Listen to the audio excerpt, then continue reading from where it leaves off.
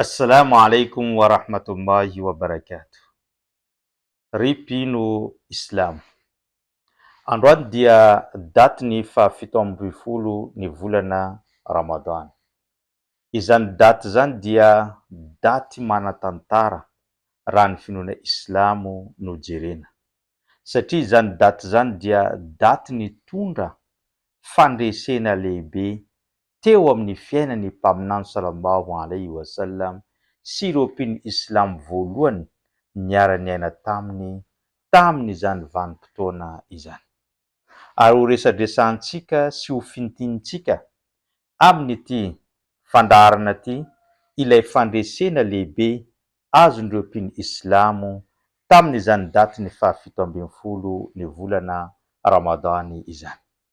Mialoha ny idirantsika ao amin'ny tantara de tiako ny manamarika amintsika fa ny volana Ramadany de napetraka n'ireo mpino Islam sy ny manam-pahaizana ny anarany hoe Shahrul Intisarat. Ny volana Ramadany dia volana ny fandresena, volana ny fahombiazana, ary volana tena nahitam-bokatsoa sy nahitam-bokany tamin'ny fiainan'ny mpino Islamo izany. Ka ny mpino Islam mandritra ny volana Ramadany dia mandresy ny fahavalo ivelany ary mandresy ihany koa ny fahavalo anatiny. Ny fahavalo ivelany de toy n'ireo mpikomy, ireo mpanompo sampy izay miezaka mamotika ny finoana Islam sy ny mpanaraka azy.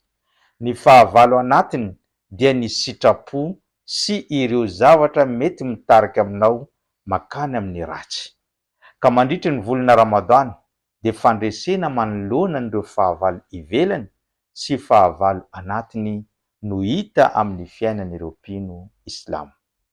Fa ny mampalahelo ankehitriny, maro amin'ny mpino Islam no maka an'izany volana Ramadany zany ho volana ny torimaso, ho volana ny akamona. Zany mahatonga izy ireo maka congé spesialy ny ampahany mba handeha hatoriany. Ary hitantsika ihany koa fa maro amin'ireo mpino Islam mandany ny fotoanany amin'izany televizion sy ny zavatra zay tsy ahitam-bokatsoa eo amin'ny fiainany izany, ka lasa matiantoka izy amin'ny farany. Fandaotsika hiditra amin'ny fiainan'ny mpaminany sy ireo mpino Islam.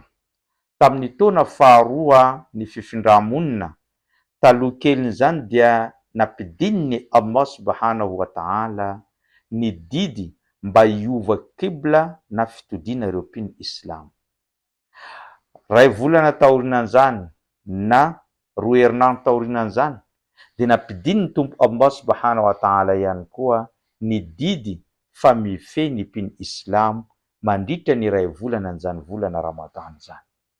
Andro vitsivitsy ny aorinan'izany de mbola nampidininy Allah subhanahu wa ta'ala koa ilay didy sy ny andinimasina ka niteny manao hoe waqatilu fi sabilillahi alladhina yuqatilunakum wala ta'tadu. Ary miadia nareo amin'ireo olona zay miady aminareo ary aza miopefy amin'izany ady izany. Manambara zany fa niova ny fitodiantsika de tany Makka ary nanomboka teo voadidin'ny fifehezana ary tao anatin'ny fifehezana zay indrindra no nitranga ilay adimasina voalohany tamin'ny tantaran'ireo mpino Islam de ny adimasina Badry tamin'ny fahafito ambin'ny folo ny volana Ramadany. Inona zavatra nitranga nahatonga an'io ady io? Fantantsika tsara fa ireo mpino Islam rehefa voaroka natao sesitany niala tao Makka de ny fananan'ireo ray manontolo tavela tao no gejain'ireo mpikomy. Ny fananan'ny ray manontolo, ny tranon'ireo sahaba, ny fananan'ireo sahaba, ny tanimbolon'ireo sahaba, ny zavatra rehetrarehetra n'ireo mpino Islam de nigejaina avokoa ary natao sesitany izy ireo niala ny Makka nandeha tany Madina. Taty aoriana dia nangonina avokoa izany fananany ray manontolo zany ary natao entam-barotra lehibe nandeha namidy tany Asham, tany Syria.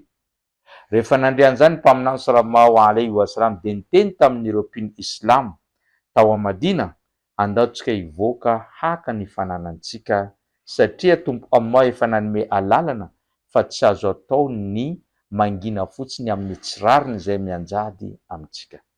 Lasa izy ireo andeha haka ny fananany, saingy Abu Sufyan izay nitarika an'izany entam-barotra lehibe zany nahita lalan-kizorana hafa niala tamin'izany ny fahatongavany mpaminany sy ireo sahaba. Ary Abu Sufyan nandefa lettre taratasy tamin'ireo mpikomy tao a Makka fa mitongava ianareo fa i Muhammad andrava ny fananinareo.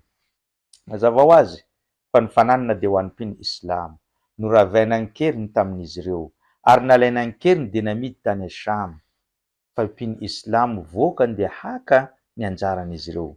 Fa Abu Sufyan nanao resaka communication izay nandresy lahatra n'ireo mpikomy tao a Makka ka nivoaka ny vahoaka Makka iray manontolo andeha hanafitra ilay entam-barotra ary vonona hamotika ny fiainan'ireo Islam tamin'izay fotoana izay. Ny Islam miisa teo amin'ny 313 handeha hivoaka hakan'ilay fananana ny tanjon'izy ireo fa tsy andeha hiady, fa ireo mpikomy miisa 1000 miaramila 1000 kosa niala ny Makka handeha hamotika ny Islam ny tanjon'izy ireo tamin'izay fotoana izay. Rehefa tafipiritsaka i Abu Sufyan mitondra an'ilay entam-barotra dia nandefa taratasy tamin'ireo kofary Makka hoe miverena ianareo fa avitra tamin'ny Muhammad tsy tratra ny entam-barotra. Saingy nitsangana Abu Jahl alayhi lana dia niteny hoe atsika hozy izy tsy miverina androany raha tsy mamono an'ireo Islam ary fongorontsika amin'ny fotony i Muhammad sy ireo Islam izay miaraka aminy. Ka nivoaka izy ireo tsy nanaiky ny fiverenana ka tonga teo amin'ny lohasaha anankiray antsoina hoe Badr, teo noraikitra ny ady teo amin'ny Islam sy ireo mpikomy.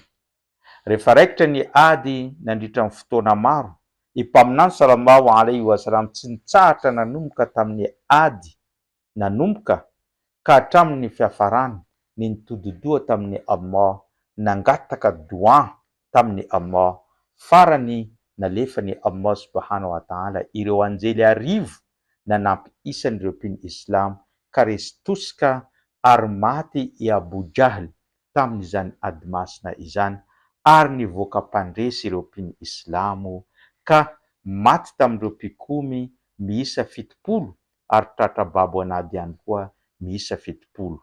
Fa ny maty martyra kosa tamin'ireo Islam dia miisa 420 tamin'izay fotoana izay. Tapitra ny ady nivoaka mpandresy ireo Islam ary fantatra teo amin'ny tanànany Arabo nanomboka teo fa efa misy hery vaovao nivoaka tao a Makka, nivoaka tamin'ireo tanànany Arabo, satria teo aloha teo ny hery fantatra dia ny Romanina sy ny Persianina ary zareo Quraish na ireo mpikomy tao a Makka. Taty aoriana dia mivoaka ny hery vaovao dia tao a Madina izay noentiny mpaminany sallallahu alaihi wasallam dia herin'ireo Islam ary niezaka nanaparitaka ny fahamarinana izany finoana Islam izany. Raha jerevantsika ny lesona azontsika tsoana amin'izany ady masina Badr izany dia fantatra fa ny volana Ramadan ny volana ny tolona, ny volana fandresena, ny volana fahavitanao manova ny fiainanao sy ny hoavinao iray manontolo. Miankina amin'ny volana Ramadan, na fahavalo ivelany na fahavalo anatiny, na fahavalo hitamaso na fahavalo tsy tamaso, resinao amin'ny volana Ramadan raha vonona hiovanao sy hiady ianao amin'izay fotoana izay. Saingy mampalahelo ihany koa fa atsika nandray an'izany ho volana ny fanaovana baolina kitra, fijerevana novelasy, fandrahoana sakafo be, fanaovana tsy haiko inona, izay no nandresantsika azy. Fa Islam tokony mandefa fisainana lavitra.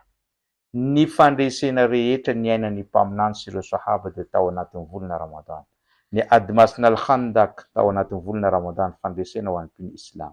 Ny Fath Makka fahazoana tanànan'ny Makka dia tao anatin'izany volana Ramadan zay fandresena lehibe. Ny ady masina Badry tao anatin'ny volana Ramadan, isaky ny miditra ao anatin'ny ady masina ireo mpino Islam tamin'ny volana Ramadan dia fandresena no azon'izy ireo. Lesona ho antsika zay, raha te handresy ianao dia mifikira mafy amin'ny fampianarana finoana Islam. Mifikira mafy, miovà mandritra an'ity volana Ramadan, eny fa hatramin'ny famindranao sy ny toetranao dia tokony hovainao ary hivoaka-pandresanao amin'ity volana Ramadan ity. Zay no fampatsiavantsika tamin'ity androany ity. Isaorako anao nanaraka an'izany hatrany am-piandohana ka hatramin'izao fiafaran'izao. Raha ampitso inshallah dia misy vidéo hafa indray. Wassalamu alaikum wa rahmatullahi wa barakatuh.